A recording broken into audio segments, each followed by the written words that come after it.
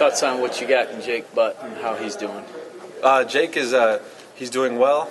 He's a really well-rounded player, brings a lot to the table, and really excited about him. He's getting a lot better and working to improve his detail in his game throughout his whole game. How involved has Khalid Hill been able to be? He's been very involved mentally in what we're doing and getting stronger and preparing to come back at some point. Not sure when that's going to be, but from a mental standpoint, he'll be very much ready to go when that does happen.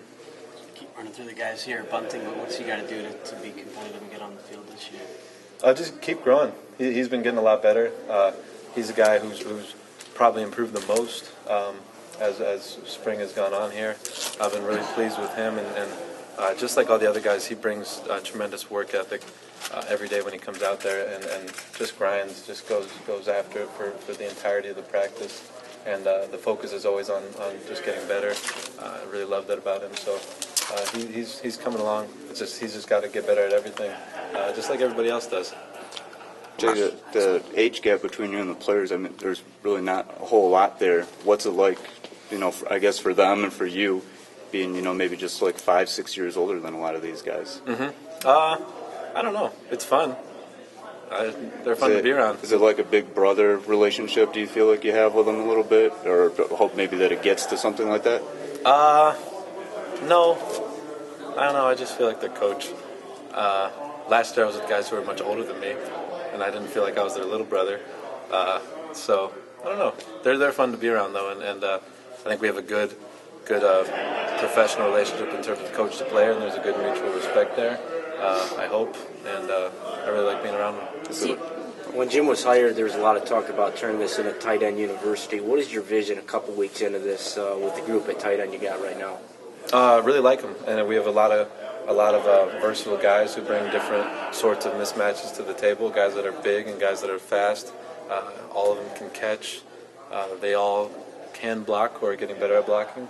And I guess I envision all of those guys coming along and eventually getting more guys. So we have an army of big, tall, fast guys that can present problems for linebackers and safeties on other teams.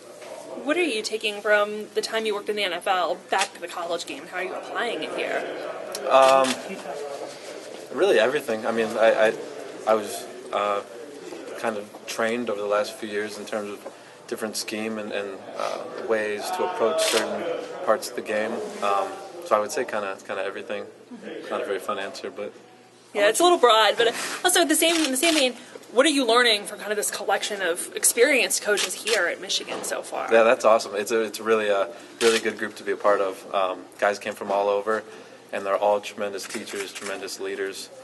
So being able to see different ways of answering the same questions is really what I've enjoyed.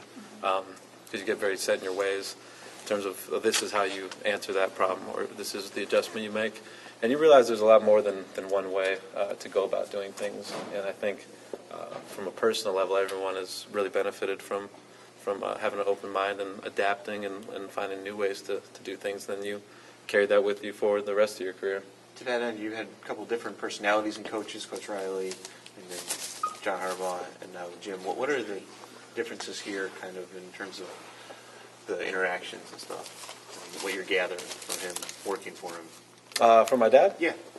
I don't think it's really different. No. There's certain small things that ways he approaches different problems, but him and my uncle they're the same guy. There's certain small things that one might go left and one might go right on a certain issue, but eventually they end up at the same place in terms of what they want and how they want to approach the team and the game of football. So I don't think they're as different as people believe. What made you decide it was time to stop working for your uncle and start working for your dad? I was really excited to be around him, and this is a tremendous place, really special place to be in. It was a chance to be here from the get-go as it's turned around and something really special has started. I had never been a part of something from the ground up, I guess. I got to Oregon State when they were a good program and to Baltimore when they were really a strong franchise. So to get here as we're kind of, I don't want to say rebuilding, but we're starting something fresh and new.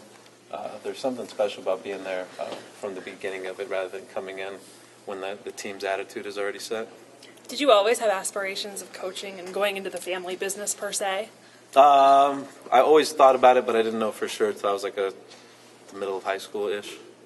What were your aspirations? Any other career aspirations before that besides coaching? Yeah, I wanted to be a CIA agent or an FBI agent, which I would have been terrible at. Just awful. Yeah. So this was much better for me, I think. How much did you hear about Michigan growing up? Obviously, All the time. you did. Okay. Nonstop. What kind of stories? What kind of indoctrination did you get? Just told that they was the best at everything, and all the great players, and just over the years the great games and stuff, and watching them with my dad and stuff. So just kind of a constant, not really over the top, but being told that what a special place this was, and really I see it now, so I get it. I get why he always told me all that stuff, because I'm feeling it now, and being around all the people in Ann Arbor, you really get a sense of why my dad felt that way.